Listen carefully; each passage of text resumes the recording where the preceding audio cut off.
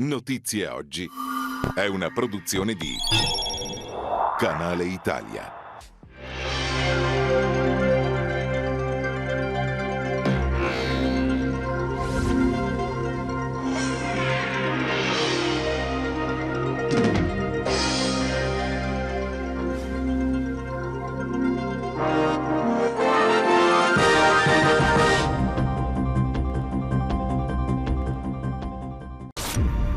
L'opportunità dovrebbe essere qualcosa che tutti possono sfiorare almeno una volta.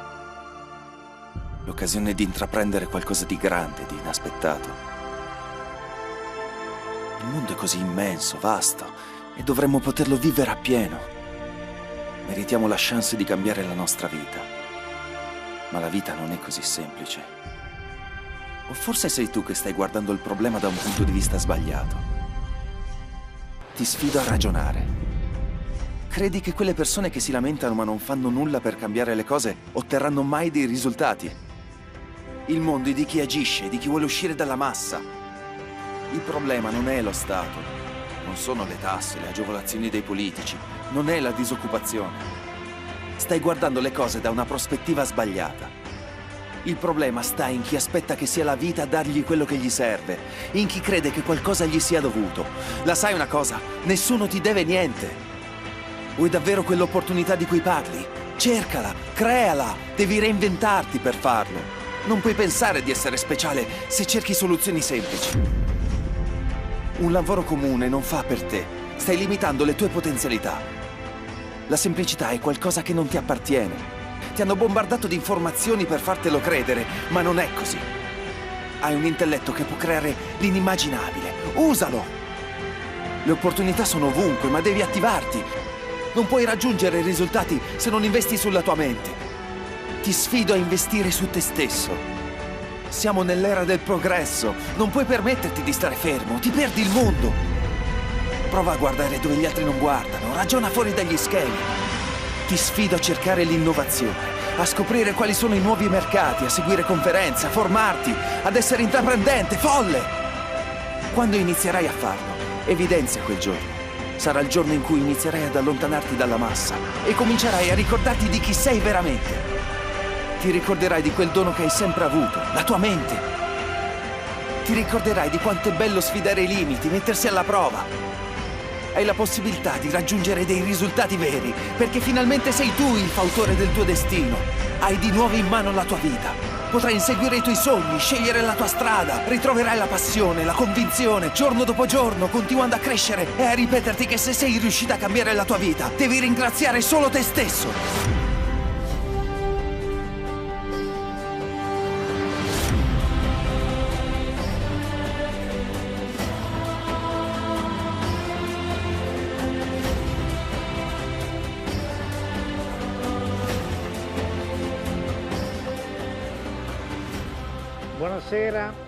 Buonasera amiche, buonasera amici telespettatori di Canale Italia. Avete avuto modo di assaporare di quello che dobbiamo parlare questa sera? Ebbene sì, parleremo di economia, ma in maniera del tutto speciale, perché quando noi usiamo questo termine economia, no?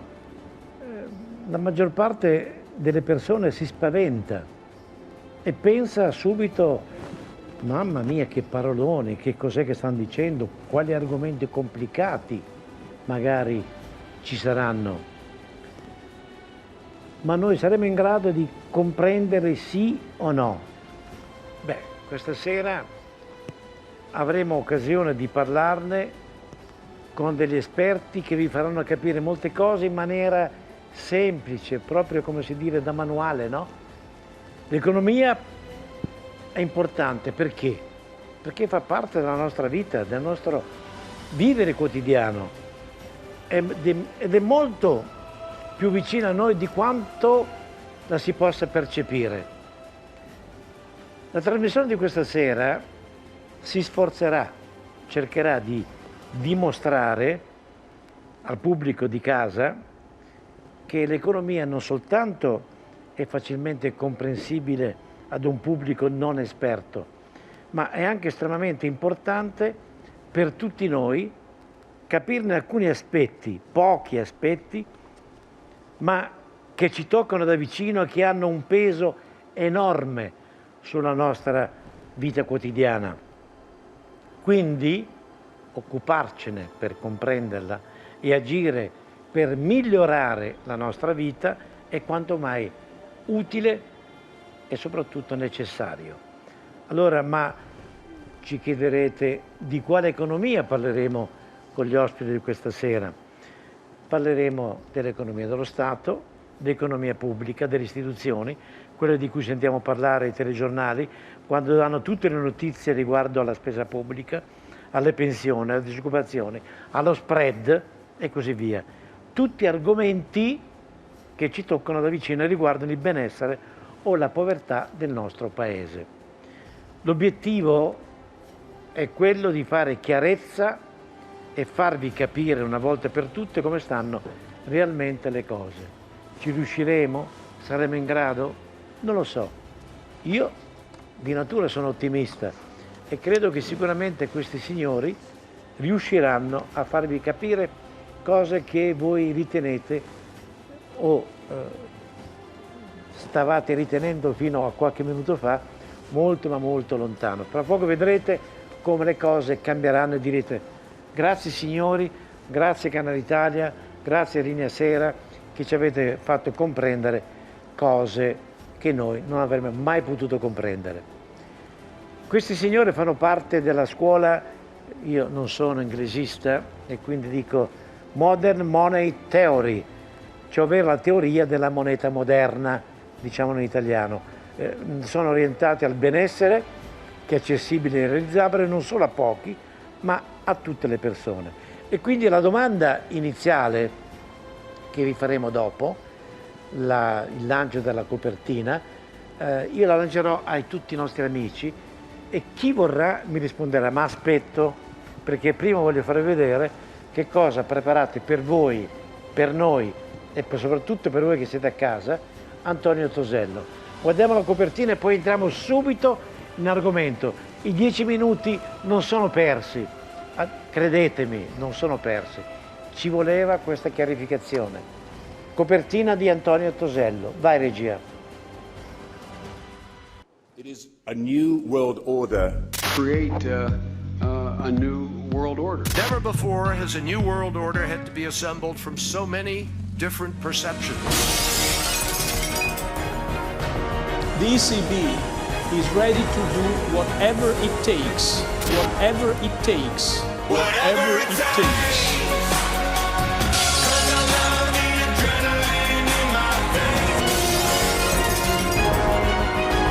E di occupazione parliamo certo, ma non con ottimismo.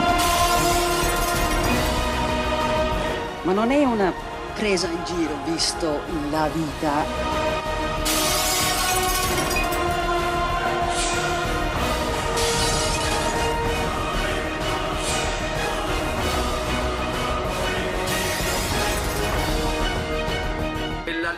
Ufficiale della riunione del Bilderberg 2019. Tra i nomi dei partecipanti troviamo Matteo Renzi.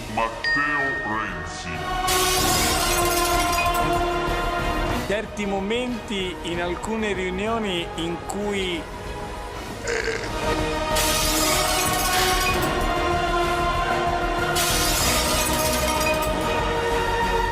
c'è tutta politica interna ancora.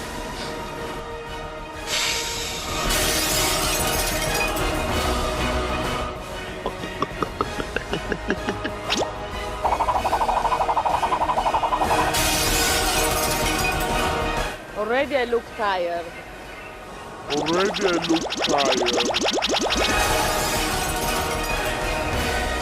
It is a new world order.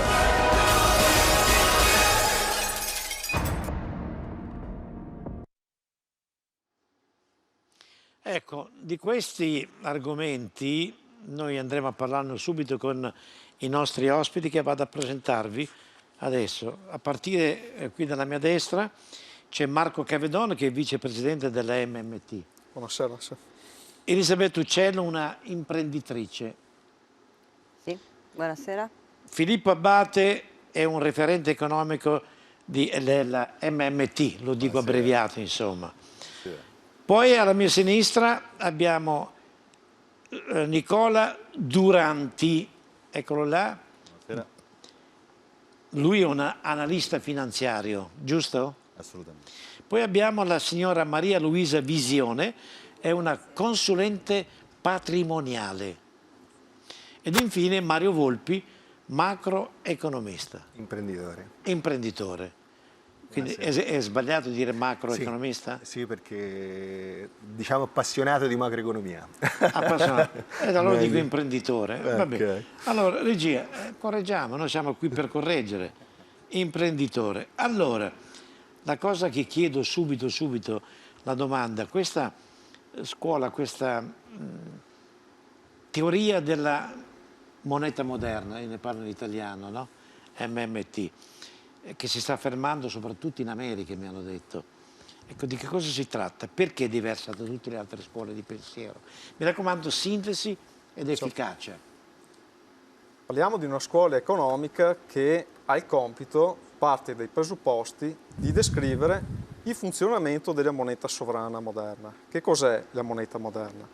È una moneta che di fatto uno Stato può emettere senza alcun limite, quindi uno Stato a moneta sovrana, quali eravamo noi Italia con la lira, di fatto non ha alcun limite nel suo potere di spesa. La moneta moderna non è più legata a nulla, non è più legata all'oro, a metalli preziosi, ad altre monete, come era quando c'era il dollaro standard.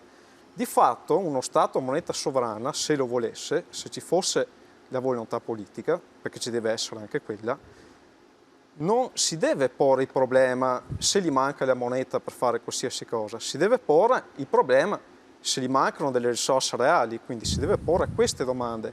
Io ho abbastanza lavoratori per costruire infrastrutture, costruire ospedali, ho abbastanza persone disponibili per lavorare come infermieri, come medici negli ospedali o come insegnanti nelle scuole. E questo è oggi noi il problema che abbiamo. Noi abbiamo un'alta disoccupazione, quindi avremo moltissime persone che sarebbero disponibili a lavorare, ma questo non viene fatto, quindi non vengono assunte, non vengono fatte lavorare per la produzione di beni e servizi per la popolazione, proprio perché siamo in un paradigma nel quale alla fine ci viene impedito di spendere. Addirittura noi con l'adesione ai trattati europei abbiamo oggi una moneta straniera che non possiamo spendere liberamente, che possiamo acquistare solo in prestito dai mercati dei capitali. Questi trattati europei ci impongono anche forti vincoli alla spesa pubblica, quindi forti vincoli alla possibilità di creare lavoro, di creare benessere per la popolazione, di creare beni e servizi per tutti. Una domanda rapida, si sente parlare spesso di sovranità monetaria. Cosa significa per uno Stato avere una sovranità monetaria? Significa, mi raccomando, parole semplici, guarda la numero 3, la telecamera, perché stai parlando alle persone che sono a casa che vogliono capire, perché qui ci stanno prendendo in giro alla grande, è vero? E quindi facciamo capire che cosa stanno combinando. E ricordatevi che la verità, modestamente, è qua, credetemi, vai.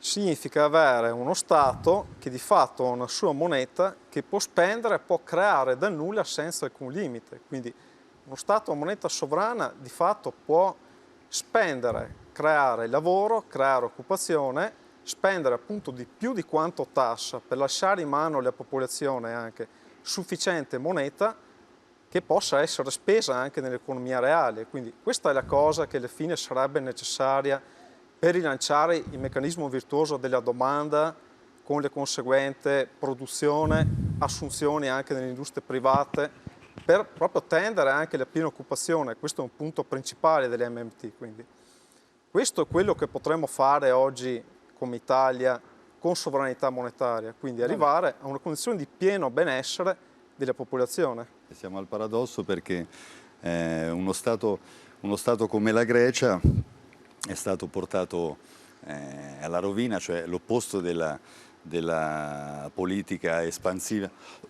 l'opposto della politica espansiva che auspica questa associazione, la MMT.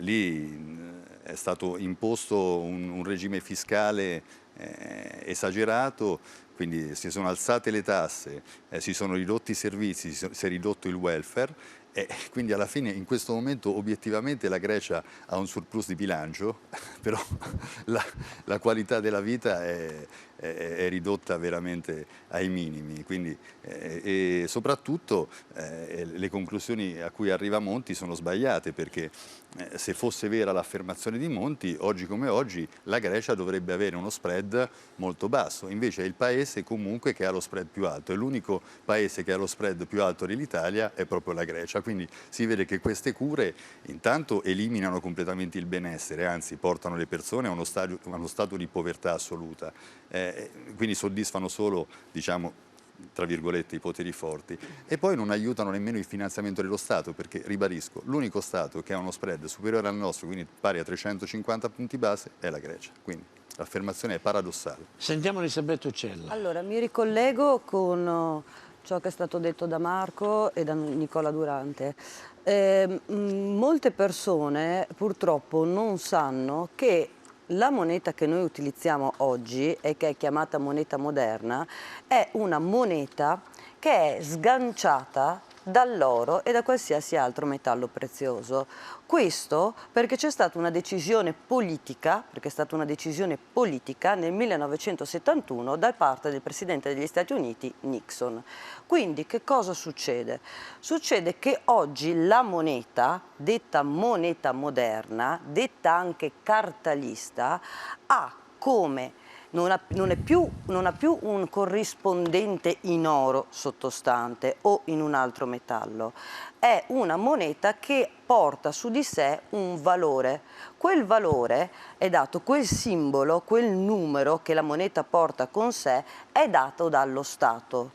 Se lo Stato ha la possibilità, anzi ha una banca centrale che risponde allo Stato stesso, in particolar modo al governo che prende direttive da parte di un Parlamento, può emettere quella moneta, la moneta di Stato, liberamente e immetterla nel settore privato a sufficienza per poter raggiungere i propri obiettivi, che sono degli obiettivi politici. Questo perché, poi lascio la parola al nostro referente economico Filippo Abate, perché un'altra cosa fondamentale da chiarire è che in economia ci sono tre settori, che sono tre settori distinti fra di loro, ma collegati fra di loro, comunque distinti alla base, e sono il settore pubblico, lo Stato, il settore privato, cittadini e aziende, e il settore estero.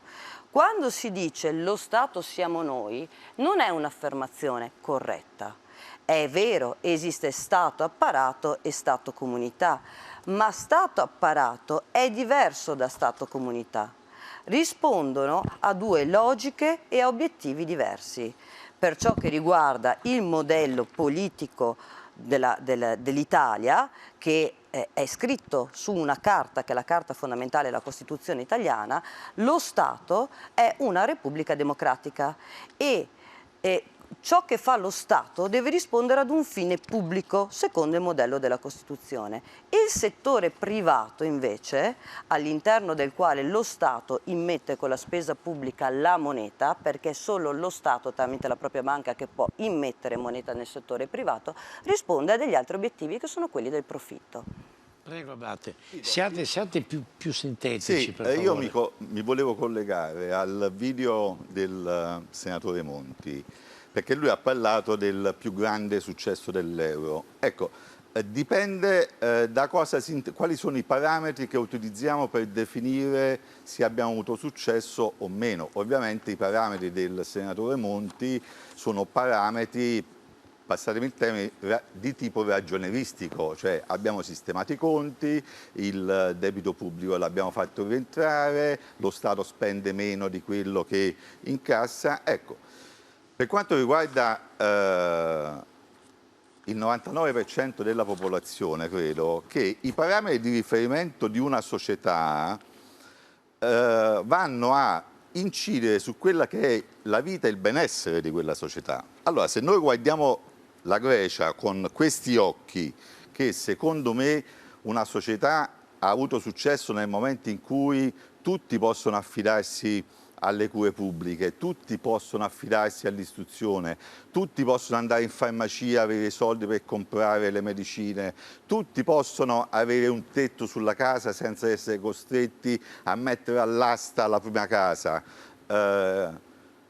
Non c'è una mortalità infantile che aumenta dal momento in cui sono iniziate queste politiche di austerità e muoiono più bambini rispetto a prima. Ecco, questo dipende dal tipo di parametro di riferimento per successo, del successo di una nazione. Quindi, se vogliamo definire una nazione ha avuto successo, un popolo ha avuto successo, io penso che nella maggior parte di noi, se tutti hanno un'occupazione, se tutti possono mandare i figlioli a scuola, se lo Stato controlla i porti, controlla gli aeroporti, controlla quelli che sono gli snodi principali e strategici di una nazione, cosa che la Grecia non ha, perché la Grecia si è venduta tutti i porti, si è venduto gli aeroporti. Ecco, dipende dalla prospettiva che uno dà al successo. Da quale parametro parto? Io credo che la maggior parte di noi parta dal parametro basato sull'umanità. Prima di fare una domanda alla signora Visioni, voglio farvi vedere Barnard che cosa ha detto su Monti ed euro. La parte prima, dica. Posso precisare quello che rapido però, mi raccomando. No, perché la cosa ancora più paradossale è che Monti parla di un sacrificio della Germania, quando invece tutti gli obiettivi di economia reale di cui parla Filippo, cioè la piena occupazione, il benessere dei cittadini, l'ha raggiunto, guarda caso, soltanto la Germania. Soltanto? L'ha raggiunto soltanto la Germania, quindi l'unico paese che ha avuto i maggiori, cioè veramente il paese che ha avuto i maggiori vantaggi dall'entrata nell'euro è stata la Germania, perché l'unico potere che avevano gli altri paesi produttori manifatturieri come l'Italia contro la Germania era quello della svalutazione del cambio, e abbiamo perso questo. Quindi abbiamo perso questo vantaggio competitivo proprio in virtù dell'euro. Ma addirittura Monti parla di un sacrificio della Germania che si è uniformata all'Europa, quando invece è stato il paese che ne ha avuto i vantaggi maggiori, mentre invece in Grecia muoiono di fame. Vediamo che cosa ha detto Barnard su Monti ed euro. Vai regia.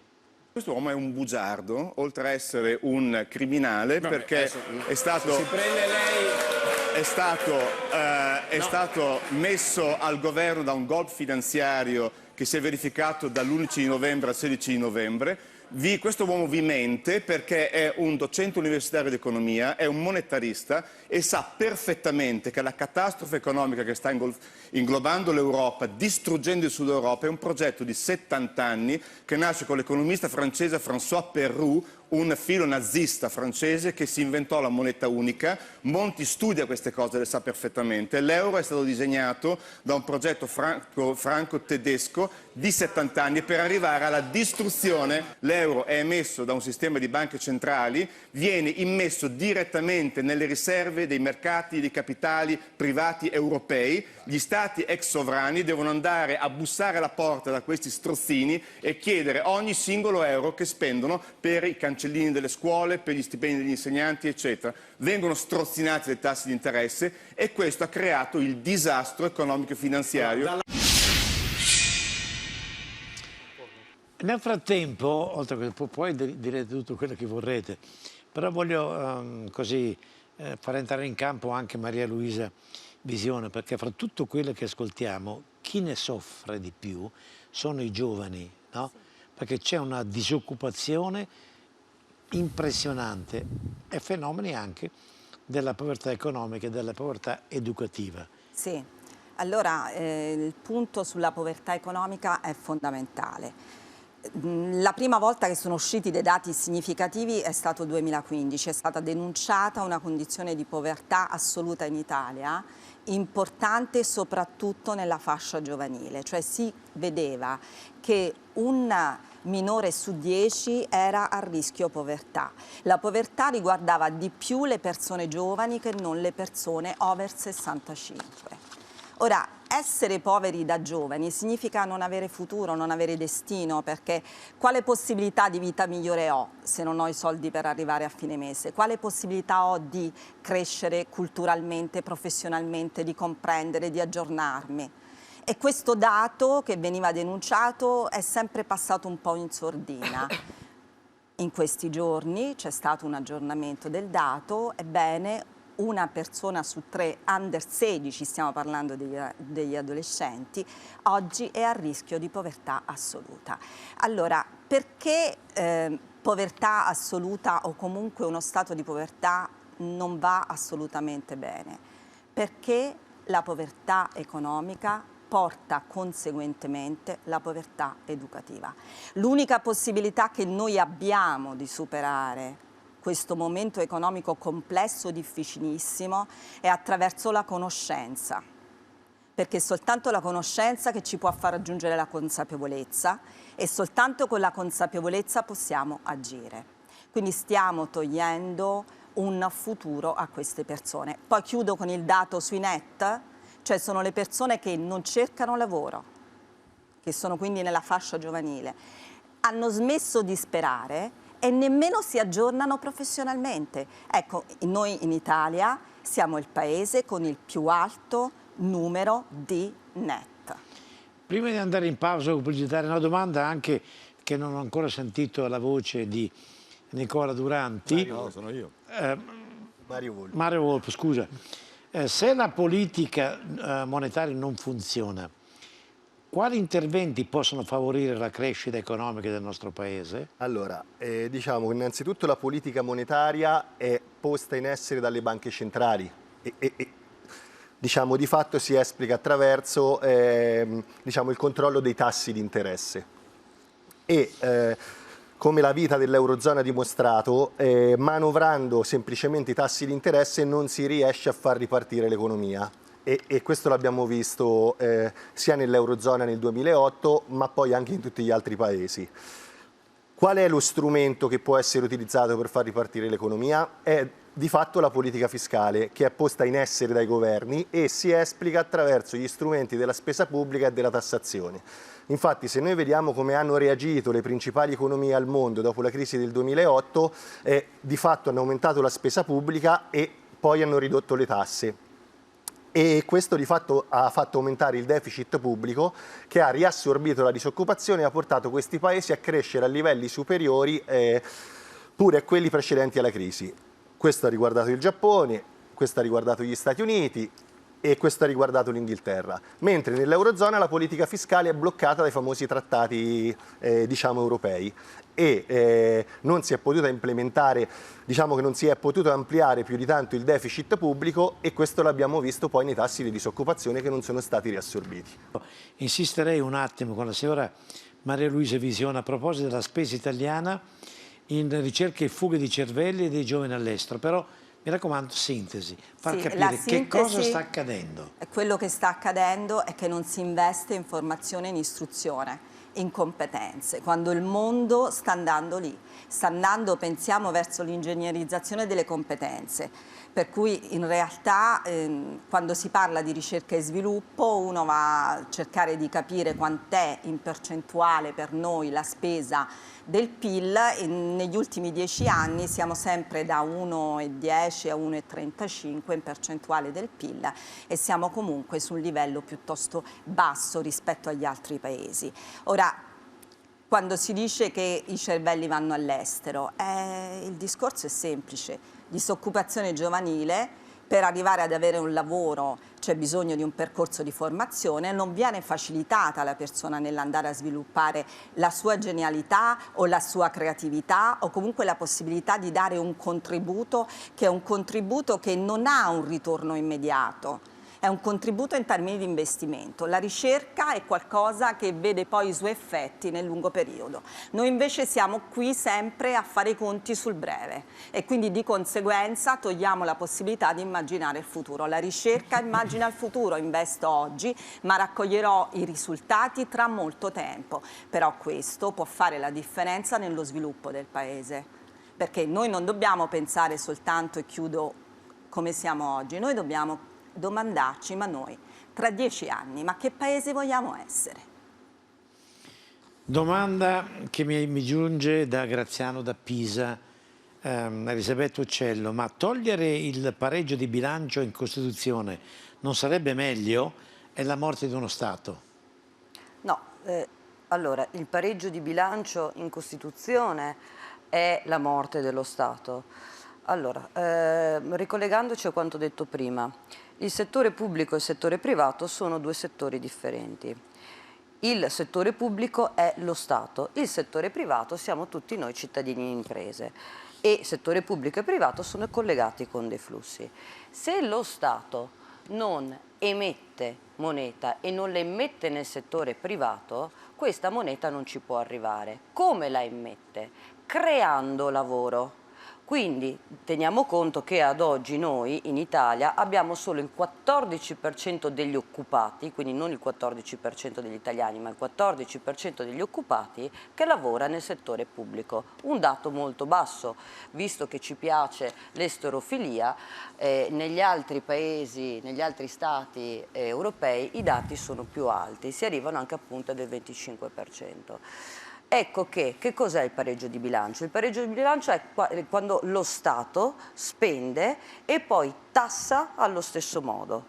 Invece lo Stato deve spendere di più rispetto alla tassazione per poter lasciare al netto moneta all'interno del settore privato. Questa moneta non la cala con l'elicottero dal momento.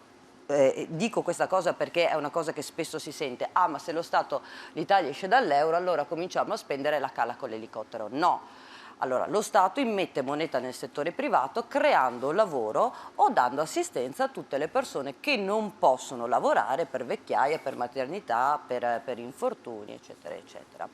Quindi solo in questo modo si riesce ad attivare il settore privato. Il lavoro pubblico, pagato con stipendi di Stato, è quello stipendio pubblico che poi attiva il cosiddetto circuito orizzontale, cioè le transazioni all'interno del settore del privato. Se io sono dipendente dell'INAIL, faccio un esempio, o se sono dipendente comunale, vado a fare la spesa al panificio, impresa, piccola e media impresa privata, al negozio dell'abbigliamento, alla cartoleria, eccetera, eccetera, eccetera.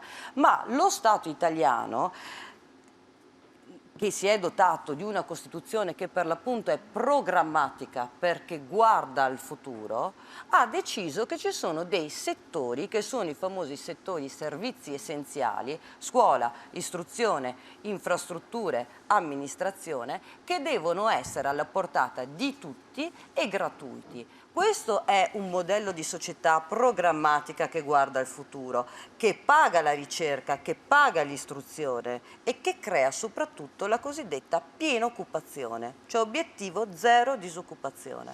Sentiamo che cosa ha detto Bernard sui Monti ed Euro per quanto riguarda la seconda parte di quello che stavamo facendo vedere prima. Vai regia. La storia del debito pubblico che avrebbe portato l'Italia alla rovina è una bugia colossale. L'Italia aveva avuto il suo più alto debito pubblico della storia repubblicana nel 1998 col 134% di debito pubblico sul PIL, quando questa gente, il PD, i creatori dell'euro, quelli che hanno venduto l'Italia all'euro, erano al governo. Allora, non c'è stata nessuna crisi finanziaria, non c'è stata nessuna crisi degli spread. Perché? Perché l'Italia aveva la lira, aveva una propria moneta che poteva emettere e pagare i propri debiti illimitatamente, come fanno gli Stati Uniti, come fa il Giappone. Il Giappone ha il 215% di debito sul PIL, non è uno Stato sotto attacco, non c'è una crisi finanziaria, non c'è un problema di spread, ha un'inflazione a zero, ha i tassi di titoli di Stato che sono praticamente a zero. La differenza è che il Giappone ha una propria moneta sovrana, può onorare il proprio debito sempre. E per rispondere al ragazzo che ha fatto una confusione micidiale di storia dell'economia, l'Italia, quando prima del divorzio fra Banca d'Italia e Ministero del Tesoro, l'Italia più ricca che abbiamo mai conosciuto nella nostra storia era l'Italia dove la Banca d'Italia comprava i titoli di Stato. Allora, è stata l'Italia più ricca, il secondo paese per risparmio al mondo dopo il Giappone. Ma che differenza c'è tra una moneta sovrana e l'euro? Una moneta sovrana è una moneta che lo Stato di fatto può emettere senza alcun limite. L'euro è un qualcosa di completamente diverso da una moneta sovrana. È, si può dire, il primo esperimento della storia di moneta che non appartiene a nessuno. È emessa da una banca centrale europea che sta al di fuori del controllo politico di qualsiasi governo e addirittura delle stesse istituzioni europee. Come ha detto giustamente Paolo Bana in questo video, viene immessa nei mercati di capitali, quindi nel settore delle banche private, quindi di fondi speculativi, fondi di investimento, addirittura fondi sovrani esteri, di stati, esattamente come il cittadino che perde dall'oggi a domani il conto in banca e le carte di credito, devono bussare alle banche, a questi strozzini, e farsi prestare ogni singolo euro che spendono per la spesa pubblica. E questo alla fine è la causa della situazione in cui siamo, proprio perché noi a questo punto possiamo spendere poco a deficit, perché dobbiamo essere abili nel raccogliere tutto quello che spendiamo con le tasse, perché a queste banche che ci prestano gli euro dovremo pagare anche gli interessi. Da almeno quasi 30 anni ormai, dall'inizio degli anni 90, lo Stato italiano è in avanzo primario. Questo cosa significa? Che spende per l'economia reale di meno di quello che tassa e spende a deficit, quindi di fatto arricchisce, spende di più di quello che tassa, solo per il settore finanziario privato. Perché noi stiamo appunto in questo sistema mantenendo le rendite parassitarie dei mercati di capitali. Questo è l'euro. Con una moneta sovrana questo non sarebbe, non avrebbe ragione d'essere. Noi potremmo spendere a deficit di più di quello che tassiamo per tutelare la domanda aggregata, quindi alimentare il potere di spesa della popolazione, la sola cosa che oggi potrebbe rilanciare l'economia, quindi il meccanismo virtuoso della domanda, delle assunzioni e della produzione di beni e servizi per tutta la popolazione. Scusate. Posso fare una metafora? Veloce sì, perché c'è la... Per rispondere alla domanda e rendere semplice il concetto. Che differenza c'è tra stata moneta sovrana e l'euro? Okay? Immaginate che se io dicessi il corpo dei vigili del fuoco ha il diritto e il dovere di spegnere gli incendi, ok? Le chiavi dei mezzi di soccorso, chi deve averli in mano? Ce l'hanno i vigili del fuoco, perfetto? Possono fare il loro lavoro, la loro missione. L'euro, ti dico che i vigili del fuoco hanno il dovere di soccorrere e spegnere gli incendi, la particolarità è che le chiavi le abbiamo consegnate a un gruppo di piromani che non ce le danno. Questa è la differenza tra lo Stato a moneta sovrana e lo Stato. Rapidamente, scusami Elisabetta, vuoi aggiungere qualcosa a quella che ha detto Cavedon? Sì. No, perché devo fare una domanda che Che cosa me lo aggiungo dopo? Però una risposta rapida, dopo facciamo vedere tutte le slide. Okay. Perché c'è, voi sostenete, voi della teoria moneta moderna, che il debito pubblico non è un problema. Ma guardi... Cioè, quando dite così io dico, ma perché? Se ho sentito proprio oggi, il debito pubblico aumenta sempre più, è un disastro. E tutti i cittadini non fanno altro che impaurirsi di Madonna, che cosa succede? È terrorismo quello che stanno facendo. C'è da sfatare, no, è che c'è da sfatare un mito, perché nel senso che gli economisti della Modern Money Theory di fatto affermano che se c'è la banca centrale, se la banca centrale garantisce il debito pubblico, di fatto possiamo dire che il governo non può mai essere costretto al fallimento, cioè potrà sempre onorare i propri obblighi di pagamento, proprio perché gode della garanzia della banca centrale. Ma questo non lo dicono solo gli economisti della Modern Money Theory, questo lo dicono nero su bianco proprio gli economisti della BCE, lo scrivono in degli studi. Poi c'è Cottarelli che magari ha lavorato al Fondo Monetario Internazionale ma non ha mai operato dentro una banca centrale. C'è ad esempio Francesco Daveri che spesso va in televisione, che insegna la Bocconi ma insegna management aziendale. Okay? Queste affermazioni invece diciamo che sono fatte proprio da economisti che operano in quell'istituzione che dovrebbe garantire il debito pubblico e quindi sono più ferrati È come confrontare se lei ha un problema al cuore, se sente l'opinione di un ortopedico, oppure sente un'opinione di un dermatologo, oppure sente l'opinione di un cardiologo. Sicuramente l'opinione del cardiologo, cioè dell'economista che lavora alla Banca Centrale, sarà certamente più pertinente. Mi piace, devo leggerti questo che mi ha scritto questo signore. È partito col chiedere, potete far spiegare qual è la posizione della MMT sulla creazione di moneta dal nulla creata dalle banche commerciali come multiplo dei propri depositi? Uno, questo me lo chiede Ludovico Fulci. Poi, in base a quello che hai detto tu, dice, sbagliato Elisabetta, perché la maggior parte della moneta la crea il settore privato, non quello pubblico, sotto forma di credito bancario. E infine dice, fatemi capire, gli euro, insomma l'euro non appartiene a nessuno, ma ce lo prestano ad interesse, i conti non tornano. Gente un po' confusa qua nei studi stasera. Allora. No, accettiamo anche le critiche noi. Sì, sì, certo.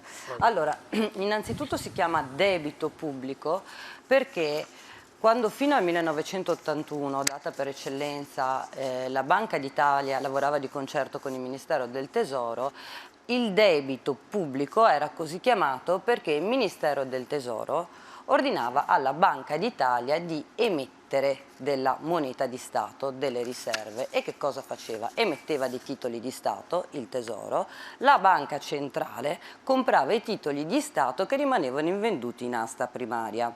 Quindi, tenendo conto che Banca Centrale e Ministero del Tesoro lavoravano di concerto, cioè prima del famoso divorzio stavano assieme sostanzialmente, il debito pubblico così chiamato non era nient'altro che un debito che lo Stato, il Ministero del Tesoro, aveva con se stesso, perché così come ricorda sia l'economista Lemparghe che, come citava anche Spaventa, la Banca Centrale era il ramo bancario dello Stato. Per quello si chiama debito pubblico. Il deficit invece del settore privato è il credito del settore pubblico, è il credito del settore privato. La moneta è vero che la creano anche le banche, la creano le banche la moneta, ma sotto forma di prestiti. I prestiti poi però devono essere ripagati dal settore privato, dal cittadino, dall'azienda, dall'impresa che va a chiedere un prestito ad una banca commerciale. La banca commerciale eroga il prestito in base alla fiducia, cioè se l'economia gira, se l'impresa ha la domanda dei prodotti che produce l'impresa e di conseguenza può ripagare il prestito. Le banche commerciali non prestano in base alle riserve che hanno. Le banche commerciali prestano in base alla fiducia del futuro debitore, di colui che chiede il credito. Se la banca centrale non emette la moneta, dal momento che la Banca Centrale è l'unica istituzione che può emettere moneta di banca centrale, cioè le cosiddette riserve, esattamente, non si possono creare delle riserve al netto nel settore privato, continua a rimanere un meccanismo di debito anche all'interno del settore interbancario. Dimmi rapido che devo fare. L'euro è vero che non è una moneta di nessuno, perché anche le banche e il settore degli investitori che prestano gli euro agli stati comunque se lo devono procurare a debito dalle banche centrali europee, la quale è al di fuori di qualsiasi controllo politico da parte di qualsiasi governo. Per quanto riguarda la moneta creata dalle banche commerciali, questa non è una cosa vera, perché le banche commerciali creano i crediti privati, ma poi quando io chiedo un prestito alla banca per fare un pagamento, per acquistare un'auto o una casa, la banca che ha erogato il credito si deve poi procurare le riserve che ha creato la banca centrale per poter fare il pagamento alla banca del mio fornitore. Quindi di fatto i prestiti delle banche commerciali non fanno altro che determinare uno spostamento di riserve tra le banche, quindi di fatto non c'è creazione di ricchezza finanziaria al netto con i prestiti bancari. L'accesso al credito, signora, mutui e tasse di interesse per la famiglia e per le imprese oggi. Ok, partiamo da un dato importante perché Siamo un popolo, come si sa, soprattutto di risparmiatori e siamo poco indebitati. Tuttavia è importante, soprattutto per le famiglie, visto che da un punto di vista della ricchezza l'abitazione prima casa rappresenta la metà della ricchezza lorda delle famiglie italiane, spesso poter realizzare quello che è un consumo immediato attraverso l'accesso al credito e quindi attraverso un finanziamento. Questo è da parte delle famiglie. Poi ci sono le imprese che invece necessitano di un finanziamento per poter svolgere quella che è l'attività di azienda. Allora, da questo punto di vista abbiamo assistito in diverso tempo ad un'altalena che è fonte di incertezza sullo spread. Quindi da una parte il cittadino si chiede, oddio, ma con questo spread che cosa succederà? Come potrò poi io affrontare il mio mutuo? Quindi questo tipo di problema si collega poi ad un altro problema, cioè effettivamente se mi reco in banca ricevo un credito e questo dipende non dalla ricchezza che tu possiedi, ma dipende dalla tua capacità di reddito e di conseguenza ritorniamo sempre lì. Se tu il reddito non lo produci, non puoi nemmeno avere quella capacità di risparmio che ti consente di avere accesso. La paura che spesso, insomma, abbiamo un po' tutti è proprio che avendo però un debito in essere, nel momento in cui sono collegato ad un tasso variabile, perché se il tasso è fisso questo non si crea come tipologia di problema, però nel momento in cui sono legato ad un tasso variabile posso essere esposto ad un rischio e quindi trovarmi nella condizione poi di non poter ripagare il mio debito. In maniera sbagliata spesso si dice che ci sia un collegamento diretto tra l'aumento dello spread e il tasso di interesse, questo non è vero, non c'è un collegamento diretto. Adesso guardiamo delle slide, Volpi, e diciamo qualcosa su quello che vedremo. Nel frattempo vi dico che questo signore, che è il Ludovico Fulci, insiste nel dire che il 95% della moneta esistente circolante è moneta creata dal nulla dalle banche commerciali. Come fa a non avere influenza sulla ricchezza reale? E anche moneta elettronica, anche riserve. Ci sono anche all'interno di questo 95%, ci sono comunque anche le riserve come moneta elettronica create dalle banche centrali. Poi è vero che i prestiti privati sono moltissimi, ma ripeto, i prestiti delle banche private non fanno altro che spostare le stesse riserve da banca a banca, quindi non è creazione di denaro netto. No, falso, dice questo signore. Falso. Fulci, com'è che si chiama? Venga, partecipi anche lei. Non posso leggere tutto quello che lei scrive. No, aggiunge questo signore, dice, è interessante comunque, elimina i prestiti dalle banche e lascia solo le banconote, che è l'unica moneta di banca centrale che circola. E vedi che fine facciamo tutti. Dovremmo disboscare parecchie foreste. Il punto non è quello, poi lascio la parola a Daniele. Il punto è che se alla base non c'è un'immissione al netto di moneta... non circolano, dice. Com'è? Le riserve di banca centrale non circolano, dice. Come non circolano? Sempre le riserve sono solo solo quelle che circolano. Cioè, l'unica valuta che circola nel sistema interbancario sono solo le riserve. Insomma. Cioè, non ci sono altre, c'è solo le riserve. No, le riserve sono moneta di banca centrale, non ce ne sono altre. Scusate. Vabbè. No, ma sono vere entrambe le affermazioni, voglio dire. È Ludovica, un po' di confusione lei, prego. No, Fulci dice qualcosa di vero, perché effettivamente la moneta circolante è data soprattutto da moneta creata artificiosamente dalle banche, cioè una banca quando eroga credito crea valuta che non esiste. Però è anche vero, come dicono, come hanno stressato, un argomento che hanno stressato tutti i colleghi, che tu puoi creare la liquidità che vuoi, no? Cioè, voglio dire, il quantitative easing è stata creata tantissima carta moneta, puoi dare liquidità alle banche, ma se poi l'economia non va bene, quindi l'economia non tira, le imprese, i privati non chiedono questa liquidità, le banche non la danno, e quindi ecco perché il concetto di debito è completamente diverso. Una cosa è il debito privato deve essere ripagato, il debito pubblico è qualcosa di completamente diverso, perché il debito pubblico deve essere rinnovabile, non deve essere ripagabile. Cioè, spesso si confonde questo concetto. Dice comunque dovete studiare meglio la differenza tra base monetaria e offerta monetaria. Non è così, perché alla fine, ripeto, i pagamenti tra le banche, comunque, i pagamenti tra le banche possono avvenire solo con le riserve create dalle banche centrali. Quindi è vero che a fronte di un deposito in riserve di tot la banca commerciale può creare un prestito molto maggiore, ma poi quando quel prestito che mi fa io lo utilizzo per acquistare un'auto, la banca che mi ha concesso quel prestito deve approvvigionarsi di riserve presso altre banche o presso la banca centrale per poter effettuare questo pagamento. Comunque cerchiamo di mantenere, ecco, torniamo al discorso della MMT, perché noi dobbiamo... È un discorso molto tecnico questo. Dobbiamo dedicare, far capire la teoria della moneta moderna ancora. Certo che avevamo tante cose, le ragazze avevano da dire ancora moltissime cose, tantissime. Mi dispiace perché il tempo è quello che è, insomma.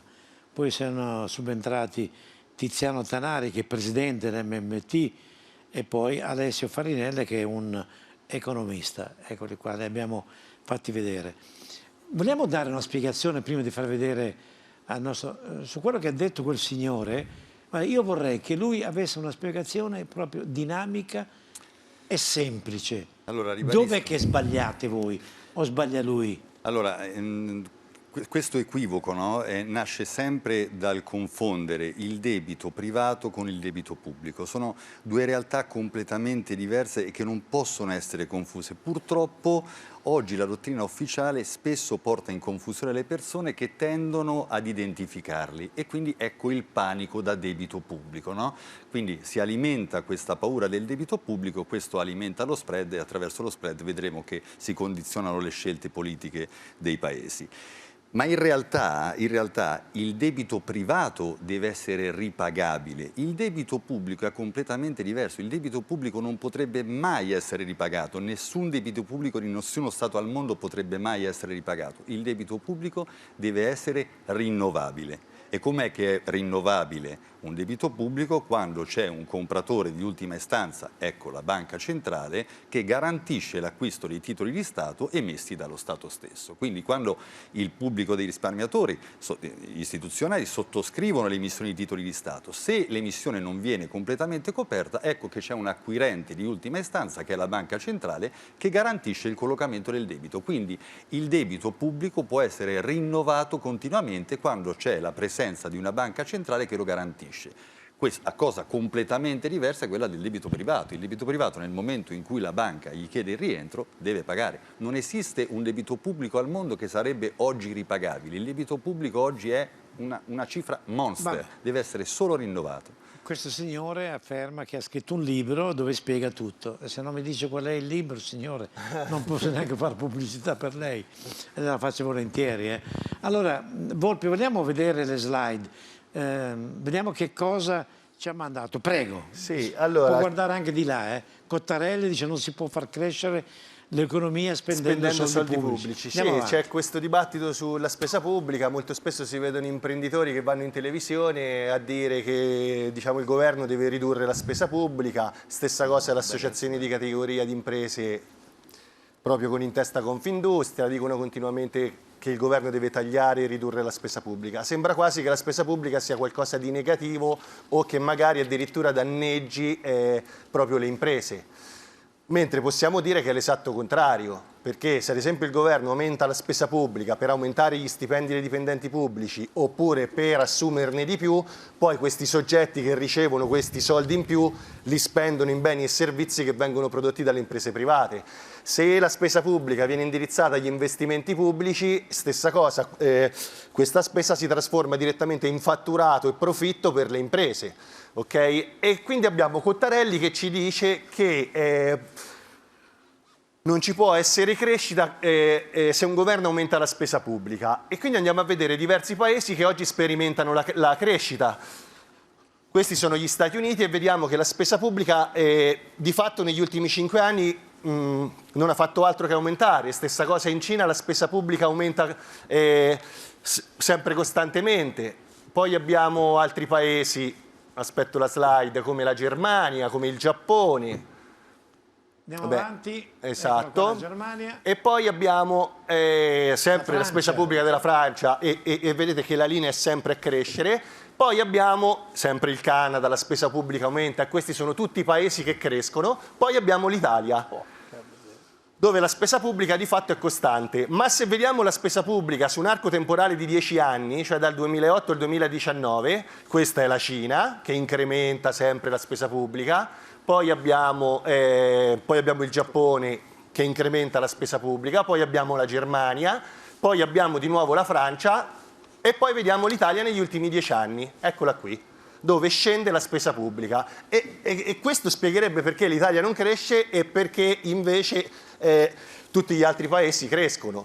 Però gli economisti preferiscono concentrarsi su tutti gli altri fattori, come ad esempio la produttività, come ad esempio il dimensionamento delle imprese, come la corruzione, come la lunghezza dei processi. Parlano di tutto, meno del fatto che la spesa pubblica negli ultimi 10 anni in Italia è calata. E questo è un po' come se lei si presenta al pronto soccorso con un coltello conficcato qui e il medico la guarda e le dice lei non si sente bene e incomincia a farle le analisi, a misurarle la pressione e tutto quanto, e poi la sua diagnosi è che magari ha troppi globuli bianchi eccetera, ma non le dice nulla sul coltello che lei ha conficcato qui. Devo darti un dato spot assolutamente, perché è troppo importante quello che sta dicendo Mario. Cioè noi ci stiamo terrorizzando, stiamo discutendo con la Commissione europea per 20, 30, 40 miliardi di deficit, ok? Lo Stato americano ogni anno crea 1.000 miliardi di deficit e non ha la minima intenzione di smettere su questa linea. Ha già portato il debito pubblico da 12 a 24 miliardi, ok? No, 22.000, scusa, da 12.000 a 24.000 miliardi, ogni anno incrementa il suo deficit, quindi aumenta il suo debito pubblico di 1.000 miliardi e questo non crea problemi a nessuno. Quindi voglio dire questo... allora perché sono tutti in Europa, tutti contro l'Italia? Presidente.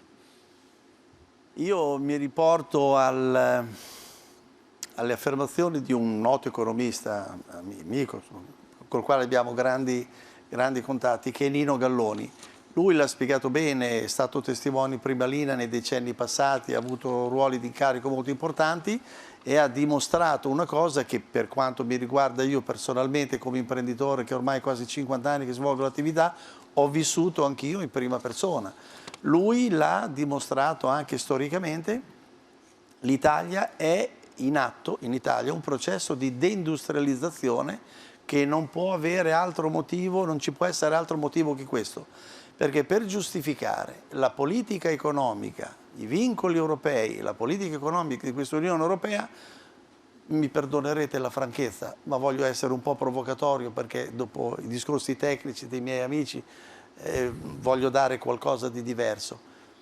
Sono ubriachi, o sono ubriachi oppure non sono ubriachi, sanno quello che fanno e vogliono togliere il maggiore competitor oggi sul continente della Francia e della Germania, che abbiamo visto dopo Visgrana, senza tema di dubbio, che stanno stringendo un'alleanza che riguarda solo loro e non gli altri. Ripeto, la politica con la quale stanno martoriando il nostro Paese si giustifica solo dalla volontà di distruggere il Paese, distruggere la piccola impresa, togliere un grande competitor di torno, oppure che sono tutti ubriachi.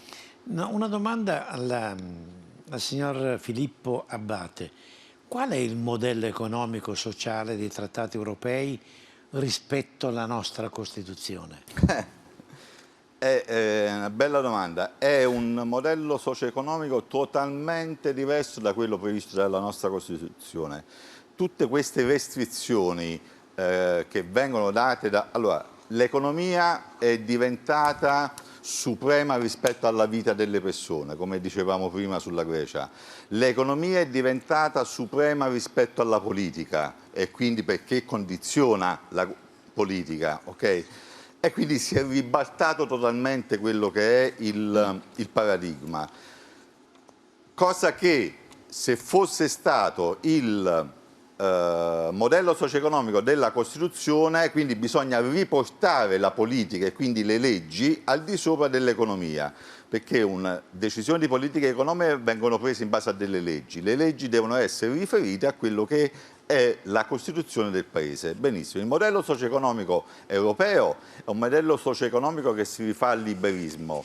Stato marginale, intervento dell'economia dello Stato vietato, indipendenza della banca centrale assoluta, forte competitività. Il modello socio-economico costituzionale parla di intervento nell'economia a supporto soprattutto dei più deboli, ma soprattutto ha un obiettivo che è quello della piena occupazione. Ecco, qui vediamo alcune semplici distonie tra il modello socio-economico costituzionale e il modello socio-economico dei trattati europei. L'articolo 47, se andiamo a leggere l'articolo 47, si legge bene che la Repubblica coordina, disciplina l'esercizio del credito, quindi è la Repubblica che coordina, controlla e disciplina incoraggia e tutela il risparmio in tutte le sue forme. In tutte le sue forme. Bene, quello disciplina, coordina e controlla l'esercizio del benissimo. credito. Se andiamo a vedere nel trattati europei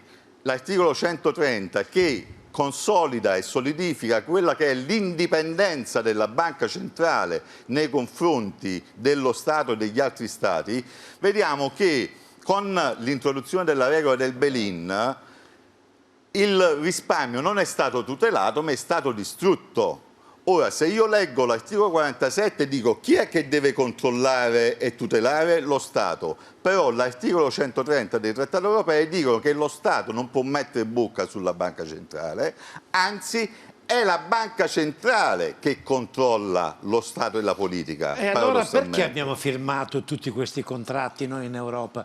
Per essere sottomessi? Bisognerebbe chiederlo ai firmatari dei trattati. No, ma questi sarebbero da processare, tutti quelli che hanno firmato. Per lo stesso motivo per cui un Cottarelli si permette di dire una cosa di questo tipo, cioè voglio dire, Cottarelli scrive i libri di economia, sa perfettamente che la spesa pubblica americana ha portato a un PIL superiore al 3%, alla piena occupazione, e ci viene a dire che la spesa pubblica non crea ricchezza, non crea crescita economica. Vediamo la seconda slide intanto, per favore. Quello che dice Vito è sacrosanto, o bevono o c'è un complotto. Questa è la prova provata in modo molto semplice per dare ai cittadini la notizia che lo spread è uno strumento di conquista e di influenza sulla politica. Questo è l'andamento dello spread dal 1° di gennaio del 2011 al 2013. Vedete che nei primi mesi del 2011 Deutsche Bank, lo spread era intorno a 100, Deutsche Bank vende una serie di 7 miliardi di titoli di Stato. Questo fa in modo che lo spread aumenta. Arriva la lettera della BCE, ve la ricordate nel 2011, quella di Trichet e Mario Draghi, dove diceva al governo Berlusconi tu devi ridurre le pensioni, devi tagliare la spesa e quant'altro. Ok, il 31 luglio lo spread scende, poi continua a risalire fino alla crisi del 2011.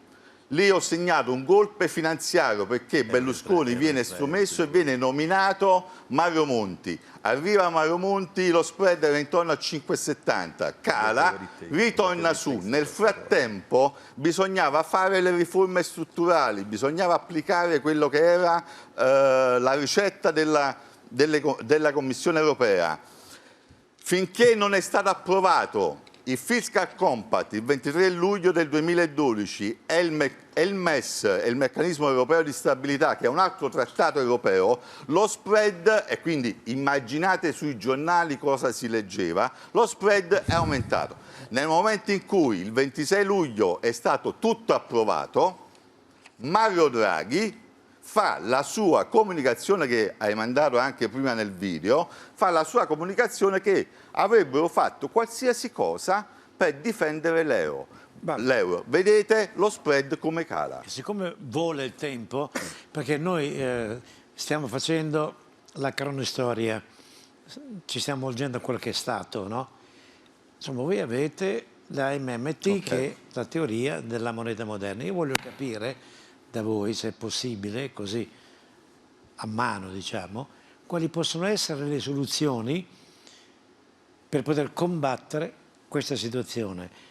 E poi, alla fine, vorrei capire da voi che cosa ne pensate della reazione di Draghi quando è stato approvato a livello proprio unanime, no? I famosi mini bot. Cioè, che cosa vuol dire questa reazione e che cosa si propongono questi mini bot? Ecco, cerchiamo intanto di capire. C'è, cos'è? Monti è un massone. Io direi, con tutta vabbè, sentiamolo, perché parlare di Monti massone lo sappiamo, però non vorremmo essere denunciati, capito? Ma che differenza fa? Lo dico, Ma che differenza fa poi? Appunto. Vabbè, sentiamole, dai, sentiamole. In momenti di crisi più acuta, progressi più sensibili. Rientro dell'emergenza della crisi, affievolimento della volontà di cooperare. E qui naturalmente io ho una distorsione che riguarda l'Europa, ed è una distorsione positiva che riguarda l'Europa. Anche l'Europa, non dobbiamo sorprenderci che l'Europa abbia bisogno di crisi e di gravi crisi per fare passi avanti. I passi avanti dell'Europa sono per definizione cessioni di parti delle sovranità nazionali a un livello comunitario. È chiaro che il potere politico, ma anche il senso di appartenenza dei cittadini a una collettività nazionale possono essere pronti a queste cessioni solo quando il costo politico e psicologico del non farle diventa superiore al costo del farle, perché c'è una crisi in atto, visibile, conclamata. Però, quindi in questo siamo come il G20. Però c'è una differenza, siccome il G20 per ora non ha in modo serio, e noi in Europa abbiamo istituzioni, leggi, norme, abbiamo bisogno delle crisi come il G20, come gli altri consessi internazionali per fare passi avanti. Ma quando una crisi sparisce, rimane un sedimento, perché si sono messe in opera istituzioni, leggi, eccetera, per cui non è pienamente reversibile. Cavedon. Un riassunto meraviglioso, cioè potremmo finire la serata con questa dichiarazione. Quello che mi viene da sollevare, uscendo per un istante da quello che è l'argomento principale della serata, quindi cercare di trasmettere, di trasferire questa comprensione maggiore dell'economia e dell'economia dello Stato a chi ci sta guardando, è un mio cruccio personale da molto tempo, ovvero di fronte a una dichiarazione del genere, di una gravità assolutamente inaudita, mi sono sempre domandato dove erano i giornali, dove erano i telegiornali, dove erano i grandi giornalisti, dove erano la RAI, le reti private.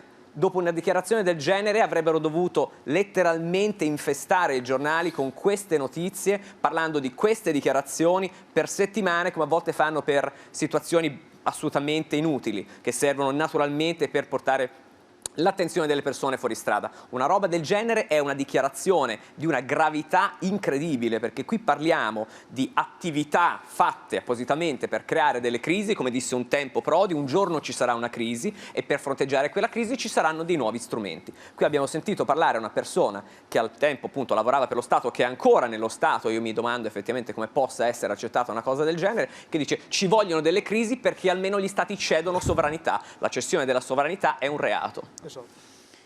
Tra l'altro mi chiede Vanda, una signora, dice perché non possiamo stamparci la nostra moneta se questa non è più legata alla riserva dell'oro, e invece chi ci presta i soldi lo può fare chiedendoci un sacco di miliardi di interesse. Questa scombinata Europa non mi è mai piaciuta e non l'ho mai sentita una unione di popoli. Vanda da Varese. Perfettamente d'accordo. Comunque, rifacendomi a questa dichiarazione di Monti, questa alla fine è una cosa che si ricollega un po' a tutto il processo di costruzione dell'Unione Europea, perché pensiamo anche alle affermazioni e a chi sono i padri fondatori della Comunità Europea e dell'Unione Europea. Questa frase di Monti non è una novità. Pensiamo a cosa disse Jean Monnet, quindi uno dei massimi padri fondatori della Comunità Europea nel 1952 davanti all'Assemblea dell'ONU. Disse che bisognava creare un superstato europeo senza nemmeno che le popolazioni potessero rendersi conto di cosa stava accadendo. E questa cosa doveva compiersi per passi progressivi nascosti sotto una finalità meramente economica, per di passi successivi irreversibili. Quindi, è questa la natura neoliberista, tecnocratica dell'Unione Europea che di fatto rende praticamente impossibile una riforma efficace di questi trattati, motivo per cui come associazione MMT Italia, anche dal momento in cui ci rifacciamo al messaggio costituzionale, siamo assolutamente favorevoli per un'uscita da questo sistema. Presidente, dice un signore, quale potrebbe essere secondo la MMT la soluzione per evitare i 4,8 miliardi di danno erariale perse nel tentativo di salvare Banca MPS? Quante tasse sprecate, invece banche che erogano credito sano creerebbero lavoro nel settore privato invece del pubblico, aggiunge. Io estenderei il problema a una visione un pochettino più ampia. Noi siamo in uno stagno con poca acqua, che venga tolta un po' di acqua, un po' più di acqua, meno di acqua, poco cambia. Siamo in mezzo alla melma, abbiamo bisogno del mare. Il mare ce lo può dare la nostra banca centrale. Noi oggi in Europa non abbiamo una banca centrale, perché la Banca Centrale Europea, che non finanzia gli Stati, costringe necessariamente gli Stati a finanziarsi sui mercati.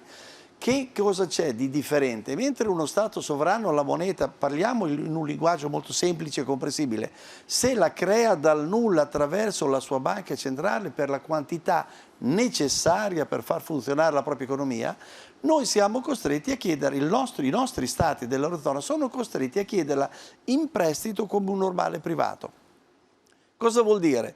Vuol dire che se lo Stato ha bisogno di 100 miliardi di spesa pubblica, diciamo 104 che ci mettiamo dentro l'MPS, noi per quei 104 ne dobbiamo restituire 106, 107, 108, 110. La differenza, chiedo a tutti voi, ai nostri telespettatori, da dove esce? Risposta: esce dai nostri risparmi. L'euro ci sta lentamente, tranquillamente, silenziosamente dissanguando i nostri risparmi da 15, 16, ormai 18, 17 anni. Ora, questa cosa è una cosa di una semplicità estrema che noi ci sorprendiamo come ancora l'informazione, i giornalisti, gli economisti, gli accademici non spiegano un concetto così banale che quando noi l'abbiamo sentito per la prima volta a un famosissimo convegno forum a Rimini nel febbraio 2012 organizzato da quello che per me, per tanti altri, per tutti noi è il più grande giornalista oggi che abbiamo, Paolo Barnard. 2 giorni di economisti che venivano da tutto il mondo a spiegarci questa teoria, queste nozioni elementari. Noi dopo 2 giorni ci siamo guardati dicendo: possibile che tutto così semplice? Sì, è così semplice, vorremmo trasferirlo agli altri. Sentiamo cosa ha detto Fabio Conditi su moneta positiva. Vai regia. E qui è il riassunto di tutto quello che ci siamo detti. Perché siamo in un sistema di moneta a debito? Perché la moneta è di proprietà delle banche e crea automaticamente debito pubblico e privato. Questo nasce da 3 caratteristiche che ha il sistema. Lo Stato non crea più la moneta, se non lo 0,3% di monete metalliche. Non decide più la quantità, perché la quantità viene decisa dalle stesse banche private che creano il 93% di tutta la moneta che usiamo. Ma soprattutto non decide la destinazione, cioè la destinazione della moneta creata viene decisa dalle banche private in funzione dei propri interessi, non in funzione del benessere collettivo. La moneta dovrebbe essere uno strumento per raggiungere il benessere di tutti, non per raggiungere il benessere di poche persone. Noi vogliamo che la moneta sia di proprietà dei cittadini e libera da qualunque debito, deve essere emessa solo da un organismo pubblico, lo Stato o comunque un organismo appositamente dedicato, che utilizzi quindi la propria sovranità fiscale e monetaria. È lo Stato che deve decidere la quantità di moneta necessaria all'economia, come il corpo umano deve decidere la quantità di sangue, non ce ne può essere troppa perché sennò ci scoppiano tutti i capillari e non ce ne può essere troppo poca, ma soprattutto deve decidere la destinazione. Solo chi crea il denaro ha la possibilità di poter fare una vera e propria politica economica. Come si fa a fare una politica economica senza soldi? È impensabile. Saremo sempre soggetti ai ricatti dei mercati finanziari. E questa è l'esemplificazione di quello che sta accadendo oggi. L'aristocrazia finanziaria perché è riuscita ad avere la meglio sul 99% della popolazione? Perché il 99% della popolazione si divide in destra e sinistra, cristiani e musulmani, precari, lavoratori, imprenditori, siamo tutti divisi, litighiamo tutti tra di noi, ma gli unici che ne hanno la meglio su questa cosa è l'aristocrazia finanziaria. Perché? Perché gestisce il denaro, controlla come funziona il sistema monetario e decide qualunque cosa. Se riuscissimo a capire che in realtà l'unico vero nemico è questo, chiaramente il 99% potrà sempre averla meglio sull'1%, come la storia dimostra, però deve essere consapevole di quello che sta accadendo e deve unire le forze per cercare di, combattere gli usurpatori. Domanda a questo punto: in caso l'Italia decidesse di uscire dall'euro,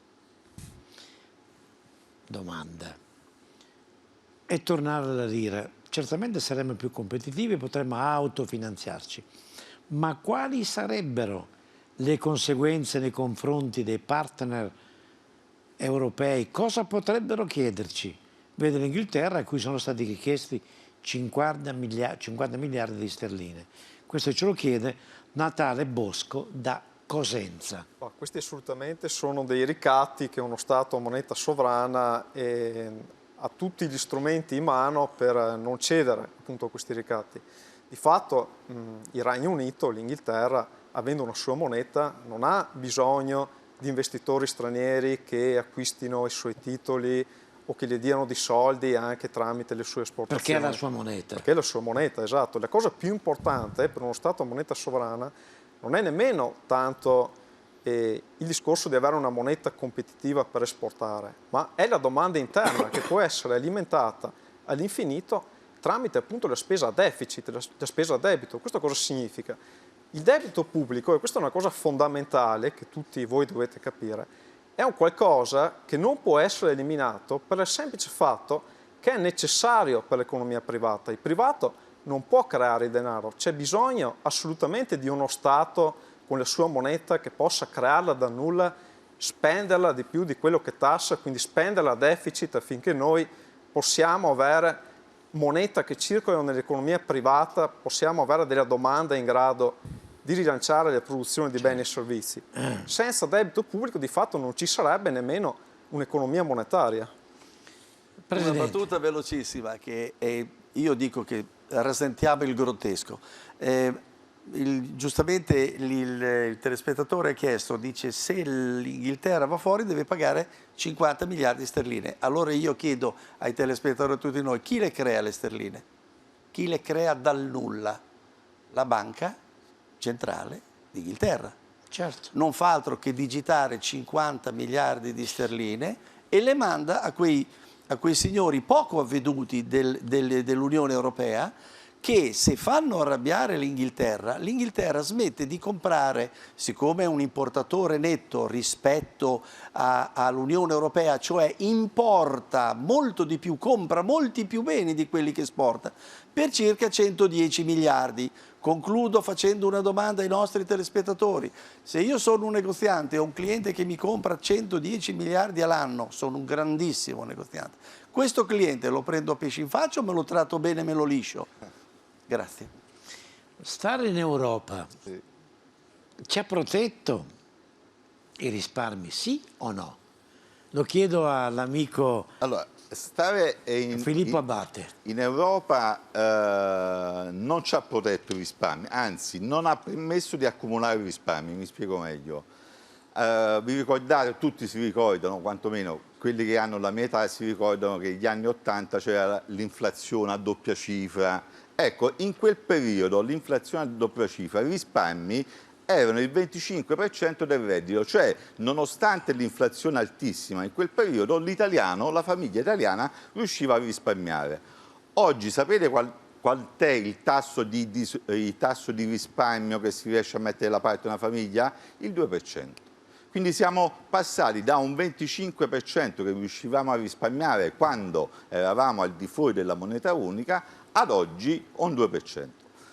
In più, ho fatto vedere prima la slide, le regole europee impongono il bail-in. Impongono il bail-in significa che nel caso in cui una banca viene in dissesto non può essere più salvata dagli Stati, cosa che poteva essere fatto fino al 2014 e le banche tedesche e francesi sono state salvate prima che entrasse in vigore il bail-in. Oggi i risparmiatori rischiano di dover partecipare al rifinanziamento di una banca che viene in fallimento. Domanda ai telespettatori: ritenete che in questa situazione i vostri risparmi, vi sentite più tranquilli per i vostri risparmi? La mia percezione è che ne faccio Sì, ma i telespettatori vogliono sapere da voi cosa devono fare, come devono comportarsi. Per esempio, dice qualcuno, Monte Napolitano, sono stati denunciati, denunce che sono andati per attentato alla Costituzione, però l'hanno messa da parte, è stata archiviata e nessuno ne parla più. Questo lo dice anche Sebastiano da Cagliari. Quello che io voglio chiedere all'amico Nicola Duranti: i nostri amici telespettatori che sentono parlare ad ogni telegiornale, lo spread è aumentato, lo spread è aumentato così, lo spread, insomma, sto spread, dobbiamo aver paura? Cosa rappresenta lo spread per i risparmiatori italiani? Perché qualcuno dice che tutto quello che accade, tutti i soldi che si perdono, li paghiamo noi piccoli risparmiatori. È così?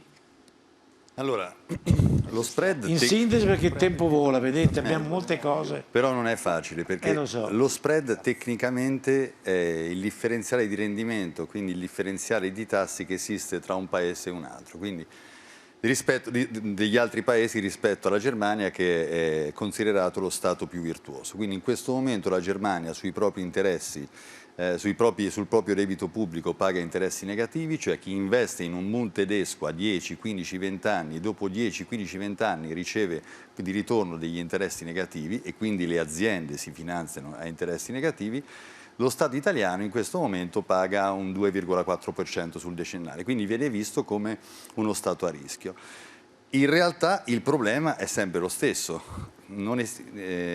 L'economia tedesca va meglio dell'economia italiana? Sì, però facciamo tutti parte della comunità europea. Non esiste in America ci sono tanti stati che vanno bene, crescono, altri che sono in stagnazione, altri che sono in recessione, ma la banca centrale lavora ugualmente, uniformemente per tutti. Noi abbiamo una banca centrale che ha 2 pesi, 2 misure, lavora diversamente per tutti. Un esempio per tutti, il quantitative easing, che è questa manovra straordinaria che attraverso lo stampaggio di carta moneta cerca di aumentare la liquidità in circolazione proprio attraverso l'acquisto dei titoli di Stato. Cioè in questo caso la banca centrale compra i titoli di Stato dei singoli emittenti, quindi dovrebbe garantirli. Invece no, la Banca Centrale Europea garantisce solo il 20% dei titoli di Stato, perché la Banca Centrale Europea non compra direttamente i titoli di Stato, dà i soldi alla Banca Centrale Italiana o alla Banca Centrale Tedesca, la quale poi compra questi titoli di Stato dello Stato appartenente. E la Banca Centrale Europea si pone come garante, quindi si assume il rischio, quindi implicitamente indicando che c'è un rischio di insolvenza dello Stato solo per il 20%. Questo è paradossale, cioè la Banca Centrale Europea ammette che uno Stato può fallire perché garantisce in caso di insolvenza solo il 20%, e questo crea lo spread, perché se io non ti garantisco il 100%, chiaramente io faccio una distinzione tra Stati più solvibili e Stati meno solvibili. Tutto questo per dire che in realtà lo Stato italiano non può fallire, è impossibile. La Comunità Europea non si può permettere minimamente di far saltare lo Stato italiano. Però stiamo vendendo parecchie cose, parecchi, diciamo, ricchezze italiane. Assolutamente, perché noi continuiamo a pagare degli interessi più alti rispetto agli altri, e questi interessi a chi vanno nella percentuale maggiore? Alla Bundesbank, perché è quella che ha la quota maggiore nella Banca Centrale Europea. E non solo, quali sono i titoli di Stato che compra la Banca Centrale quando va a fare quantitative easing? Non in proporzione al debito pubblico, ma in proporzione alle quote partecipate da ciascuna banca centrale sulla Banca Europea. Quindi la Banca Centrale Europea si comporta come una SPA, quando invece dovrebbe essere un organismo garante della liquidità per tutti gli Stati. Volpi. Sì, volevo aggiungere che tutti dovremmo sapere che lo spread esiste soltanto perché non esiste la garanzia della Banca Centrale Europea sui debiti pubblici dell'Eurozona, o quantomeno questa garanzia, diciamo, in determinate fasi è messa in discussione. Se Mario Draghi domattina dichiarasse che tutti i debiti pubblici dell'Eurozona sono garantiti dalla BCE, tipo un minuto dopo, se prendiamo un titolo di Stato tedesco, questo agli occhi dei mercati diventa identico a un titolo di Stato greco, cioè sono entrambi due asset privi di rischio perché garantiti dalla Banca Centrale. Quindi il giorno dopo, se io sono un investitore finanziario e vado sui mercati e devo decidere se vendere o comprare un titolo, ho da una parte un titolo di Stato tedesco che è privo di rischio ma mi fa rimettere 0,20%, mentre dall'altra c'ho il titolo greco che mi fa guadagnare il 3,50, che è sempre privo di rischio. Quindi sceglierò di vendere i titoli tedeschi e sceglierò di comprare quelli greci che mi rendono di più. Questa dinamica dei mercati fa sì che lo spread nei paesi dell'Eurozona verrebbe azzerato nell'arco di pochissimo tempo e non ci sarebbe non è richiesto nessun intervento attivo della Banca Centrale, né ecco, insomma, quindi di fatto avverrebbe che tutti i paesi dell'Eurozona si possono finanziare allo stesso tasso di interesse, che dovrebbe essere il sogno di qualsiasi europeista. Peccato che gli europeisti non chiedono questa cosa. Basterebbe una regola di questo tipo e in Comunque, mezz'ora lo spread si azzererebbe. Una alla volta, aspetta. È il limite della spesa a deficit il vero problema dell'Eurozona, perché così non riesci a rilanciare la domanda. Sulla risposta sulla domanda del telespettatore, ma i risparmi sono a rischio o no? Mi devo preoccupare o no? Allora, la risposta è molto semplice. Nel momento in cui continuiamo ad essere nella zona euro e quindi c'è una banca centrale che non garantisce il debito pubblico italiano, sì, ci dobbiamo preoccupare dei nostri risparmi. Se riconquistiamo il potere di emissione monetaria in mano allo Stato italiano, non ci dobbiamo preoccupare. Attuiamo l'articolo 47 della Costituzione. Addirittura potremmo abolire l'emissione di titoli di Stato che con moneta sovrana non servono allo Stato per finanziarsi. Lo Stato sovrano prima spende la sua moneta, solo dopo la può riscattare con le tasse o con la vendita dei titoli, che per uno Stato moneta sovrana hanno una funzione completamente diversa. Quindi non sono degli strumenti che servono per finanziare lo Stato. Che non vuol dire poi rilanciare necessariamente l'economia, però perché per rilanciare l'economia dobbiamo aumentare il deficit, certo. Ok, siamo d'accordo, però quantomeno eliminiamo il problema dello spread, che è un problema basilare e assolutamente da risolvere. Allora ragazzi, siccome il tempo sta volando via, noi dobbiamo far capire, abbiamo detto, guardate che parleremo in maniera edulcorata, in maniera semplice, per farvi capire quali sono i problemi della moneta moderna con questi signori. Ora, secondo le vostre teorie, secondo le teorie della vostra scuola, per risolvere i problemi, per esempio, dell'occupazione, è possibile? E come, secondo le vostre teorie? Chi mi risponde? Certo, penso Alessio. che chiunque fra noi sia in grado di dare questa risposta e di darla nello stesso identico modo. Quando la disoccupazione è alta è l'evidenza che l'intervento, la spesa pubblica dello Stato è troppo bassa, perché come spesso da casa ci si confonde, il lavoro non viene creato dagli imprenditori, il lavoro viene creato dagli imprenditori solamente quando c'è sufficiente mercato, sufficiente gente pronta a spendere per comprare le loro merci. Se le genti, le persone non hanno denaro in tasca, non ci sono stipendi, chiaramente gli imprenditori non possono assumere le persone per ampliare la produzione. Quindi l'unico modo che abbiamo per azzerare, per far diminuire e poi per azzerare la disoccupazione è che lo Stato faccia un massiccio intervento di investimenti pubblici, di spesa pubblica, che faccia sì che poi ci sia un rilancio dell'economia. Noi alla MMT abbiamo anche proposto un programma di lavori garantiti dallo Stato, un programma transitorio di lavoro offerto dallo Stato a chiunque sia in cerca di un reddito, proprio per far sì che ci sia questa moneta che torna in tasca alle persone. Quando le persone hanno sufficiente moneta in tasca è chiaro che queste persone hanno bisogno di consumare, quindi acquisteranno prodotti, acquisteranno servizi, compreranno una casa, una macchina, eccetera. Questo creerà chiaramente una richiesta di quei prodotti, beni e servizi che in questo momento non ci sono. A quel punto gli imprenditori sono pronti anche a assumere le persone. Ecco che allora le persone che sono assunte presso i programmi di lavoro garantito temporanei presso lo Stato passano dal essere dipendenti statali a diventare di nuovo dipendenti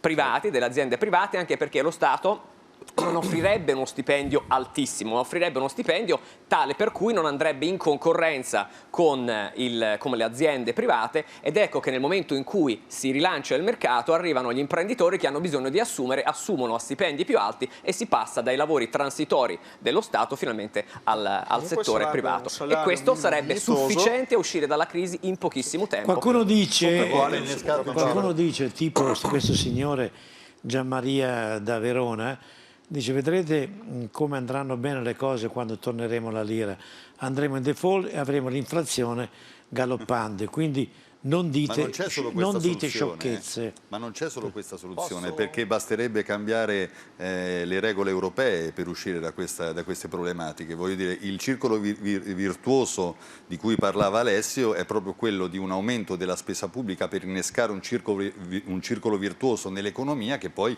cresce da sola, va avanti da sola. Allora aumentiamo le spese in deficit da parte della Commissione europea, rendiamo la Banca Centrale Europea garante per tutti i debiti pubblici e il problema è risolto, non c'è bisogno di tornare alla lira. I trattati comunque lo vietano e sono modificabili solo all'unanimità degli Stati membri dell'Unione Europea, quindi politicamente è una cosa impensabile oggi come oggi.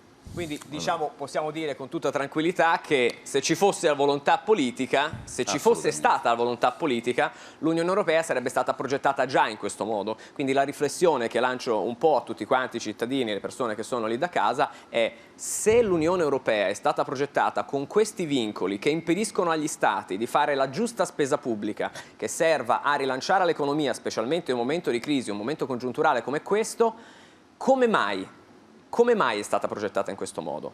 Ecco, ognuno penso possa darsi una risposta. Quello che è vero è che sicuramente siamo di fronte all'evidenza che questa situazione è arrivata a un punto in cui non si può più andare avanti, perché, come vediamo, ogni tentativo che viene fatto anche dal governo attuale, ad esempio, di spostare un pochettino in alto l'asticella del deficit, viene subito bloccata. E abbiamo capito questa sera che senza un intervento di moneta spesa in deficit, quindi con uno Stato che riversa grandi quantità di spese nell'economia, non possiamo far ripartire l'Italia, non possiamo far ripartire il Paese, non possiamo far ripartire le imprese. Quindi rimarremo fermi in questa condizione fin quando non ci sarà, o appunto, come prima è stato accennato, una moneta diciamo complementare, come potrebbe essere ad esempio l'uso dei mini bot, che diventa a quel punto una moneta a circolazione locale, soltanto italiana, che però può essere emessa dallo Stato italiano senza nessun tipo di emissione di debito, quindi lo Stato la può creare. Che poi è una cartolarizzazione tranquillissima. Ma certamente. Dice Angela Campagna: i bond emessi dagli Stati sovrani non vengono acquistati dalla BCE in modo diretto, ma solo su mercati secondari. Certo, questo è vero. È così? Questo è assolutamente corretto. Certo. Ed è lì che paghiamo gli interessi, con le banche private. Questo è ancora più grave. I trattati europei l'acquisto in asta primaria di titoli di Stato di qualsiasi nazione. Scusatemi, io torno a ripetere. Diciamo una tecnicalità che forse non sposta la differenza. La vostra scuola, la vostra teoria della moneta moderna, cosa propone? Come fare per tornare a respirare? Come venire fuori da questa situazione? E che cosa ne pensate dei mini bot? Prego, Presidente. Allora, possiamo dire questo: l'unico modo per poter riprendere l'economia è ridare la possibilità allo Stato di fare investimenti e di aumentare la spesa pubblica, facendo deficit proporzionali uguali a quelli all'altezza della quantità richiesta. C'è una cosa importante: la sovranità monetaria non è importante solo di tornare alla sovranità monetaria per poter svalutare, no, è importante tornare alla sovranità monetaria, oppure che uno Stato abbia la possibilità di fare la sua politica monetaria per sostenere l'economia reale. E adesso arriviamo ai mini bot. I mini bot sono un escamotage, al di là della fattibilità o meno, della compatibilità o meno che c'è con i trattati, che lì ci sarebbe molto da parlare, ci sono punti di vista molto diversi. Ma il concetto importante dei mini bot sarebbe una cosa giusta, ovvero permetterebbe allo Stato di mettere maggiore liquidità nel sistema.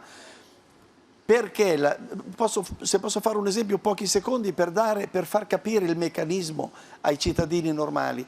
Noi tante volte, per spiegare il concetto, paragoniamo la moneta all'economia come la benzina per un motore. Ogni motore, a seconda della cilindrata, ha bisogno della sua quantità di benzina per poter funzionare in modo giusto. È così pure l'economia. Se ho un'economia che produce ricchezza, ho bisogno di una quantità di ricchezza finanziaria che mi permetta di assorbire il prodotto.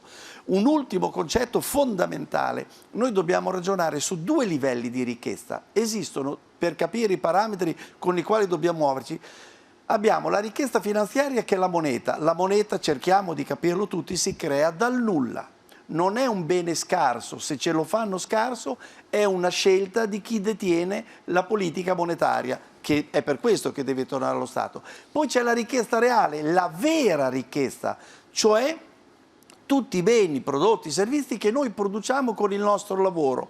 Quindi chiudiamo il cerchio: dare la benzina giusta alla macchina per farla rendere il meglio. La nostra macchina è la nostra economia va con il nostro lavoro, e il nostro lavoro, vi assicuro, da uno che fa impresa da 50 anni nel nostro paese e anche all'estero, vi dico, noi abbiamo una Ferrari che dobbiamo alimentare con la benzina giusta, e invece oggi ci danno la benzina che darebbero a una 500 di cilindrata, non dico altro. Sì, un attimo soltanto, dico solo questo, una domanda che mi fa Valesca di Portogruaro. Buonasera a tutti. In sovranità monetaria si può attuare la piena occupazione? Come mai l'euro ha fissato l'indice Nairu? Grazie a tutti, per favore, ritornate. Bravissimo. Una bella domanda, brava, molto tempo. Perché nei trattati dell'euro la prima cosa che importa è la stabilità dei prezzi, quindi inflazione bassa. Quindi addirittura la Commissione europea ha adottato questo parametro, quindi di fatto un tasso di disoccupazione naturale sotto il quale non bisogna andare, appunto per mantenere la stabilità dei prezzi, perché se io riduco troppo la disoccupazione, quindi di fatto do a tutti degli stipendi che possono spendere, allora a quel punto lì si ha il rilancio della domanda, e questo potrebbe portare a un'inflazione moderata che comunque è sana per un'economia, perché un'economia sana, dove c'è domanda, produzione, deve avere un'inflazione moderata, ma assolutamente le regole dell'Unione Europea vogliono mantenere l'inflazione più bassa possibile, perché questo tutela gli investimenti, il settore finanziario, a scapito dei debitori. La cosa paradossale è che questo tipo di approccio di rilancio dell'economia è stato seguito da tutti gli stati del mondo tranne che dall'Europa. Quindi in realtà non siamo Stati Uniti d'Europa. Le faccio un esempio: in questo momento si sta cercando di introdurre una flat tax, cioè un abbassamento delle tasse per stimolare gli investimenti, ma soprattutto anche gli investimenti esteri. Qual è lo Stato che si è opposto di più a questa proposta? Non la Germania, che è in stato confusionale anche con la Merkel dopo le ultime elezioni, l'Olanda, che ha la tassazione più bassa dell'Europa, perché ha paura che l'Italia gli rubi gli investimenti esteri. Quindi capito. Siamo gli Stati Uniti d'Europa? No. Siamo gli Stati Uniti. Prima di dare, perché doveva dirmi qualcosa o no? Sì, avevo ritrovato le slide in cui gli economisti della Banca Centrale Europea dicono esattamente quello che dicono gli economisti della Modern Money Theory. Cioè questo qui è Benoît Cœuré, membro del Consiglio esecutivo della BCE, che scrive: nella maggior parte delle economie avanzate, come anche nella maggior parte dei modelli macroeconomici, il debito governativo è sempre percepito come sicuro. C'è pieno consolidamento tra il bilancio della Banca Centrale e quello dell'autorità fiscale, rendendo il debito governativo assente da rischi in termini nominali. La Banca Centrale può garantire il pagamento del debito pubblico in contanti e in pieno in tutti gli stati del mondo. Questo non vale nell'Eurozona. Insomma, vicepresidente, io devo dire agli amici a casa, abbiamo parlato dell'MMT, qual è il messaggio che diamo? È la moneta moderna che salva o che ammazza? Cosa dobbiamo dire? È la moneta moderna che salva, quindi il messaggio che deve arrivare è che senza una sovranità monetaria è impossibile di fatto pretendere di avere la garanzia, nel nostro caso come nazione Italia, perché comunque siamo una nazione, un popolo, è impossibile avere la garanzia di poter tutelare la nostra economia, l'occupazione, i nostri stipendi, le nostre pensioni. Con una sovranità monetaria noi di fatto non avremo alcun limite, potremo avere piena occupazione, salari dignitosi, potremo pagare pensioni dignitose, con la nostra moneta. Andare con la nostra moneta. Quella è la garanzia per la nostra nazione. Chiaramente e quindi fuori dall'euro? Sì, la posizione dell'associazione MMT Italia è questa. Un altro messaggio che l'associazione MMT Italia vuole dare è, al di là dei tecnicismi, voglio realizzare la Costituzione del 1948, il modello socio-economico della Costituzione del 48, o voglio realizzare i trattati europei che stanno adesso massacrando l'Italia? La scelta è molto semplice, perché i due modelli sono diametralmente opposti. La Costituzione del 48 dice piena occupazione, i trattati europei dicono stabilità dei prezzi e salvaguardia dell'inflazione e del capitale. Quindi la decisione è tra due modelli di socio-economia che vogliamo realizzare. Quindi conoscete la Costituzione, i trattati sono complicati da leggere, però la Costituzione è molto semplice e la Costituzione è per la dignità dell'essere umano e per la realizzazione di quello che è una società essenzialmente civile e prosperosa. Ecco, rispondo a un signore: che società è la MMT? Non è una società, è una teoria, è una scuola. È un pensiero, va bene? La teoria della moneta moderna. Presidente, per chiudere, perché il tempo... Chiudiamo solo questo, vorrei far presente a tutti che noi siamo d'animo assolutamente europeisti e crediamo che il nostro modello per un'Europa dei popoli, quindi spiego bene. Vuol dire non per questa Europa. Che tutti quanti dovrebbero uscire dall'euro, riprendere la propria sovranità e poter diventare veramente degli stati che cooperano, perché questa Unione Europea, così come è concepita, ci mette in competizione fra di noi. Questo non è accettabile. Finché le cose, faccio un'ultima previsione, finché tutti gli stati del mondo, magari, allora faccio una brutta previsione, finché saremo in queste condizioni, con questi vincoli europei, noi potremo solamente peggiorare. Sono 7 anni che lo diciamo, magari fossimo smentiti, ma ho paura di no. L'ultima cosa veloce, risposta veloce: cosa sarebbe successo, mi chiede Gianni da Napoli, se noi non fossimo andati a votare per le europee? Cosa sarebbe successo? Infatti non ci sono andati in molti. Cioè il 50% non è andato. Ma non se fosse molto. Stato l'80%... Sarebbe stato un bel messaggio.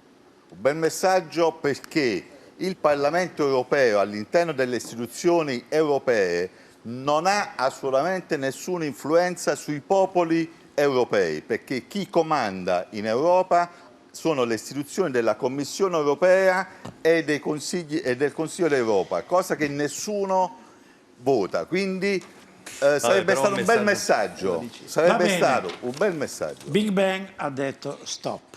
Quindi io vi ringrazio tutti, ringrazio anche... Grazie a tutti. Ti chiudo dicendoti che non ci consentiranno di uscire dall'Europa, cioè l'Europa non si può permettere di andare avanti senza l'Italia. Esatto. E poi chiunque abbia paura che i titoli di Stato italiani possano fallire, se lo tolga assolutamente dalla testa. Ecco. Consideri che per il fallimento Lehman Brothers sono stati spesi centinaia, migliaia di miliardi.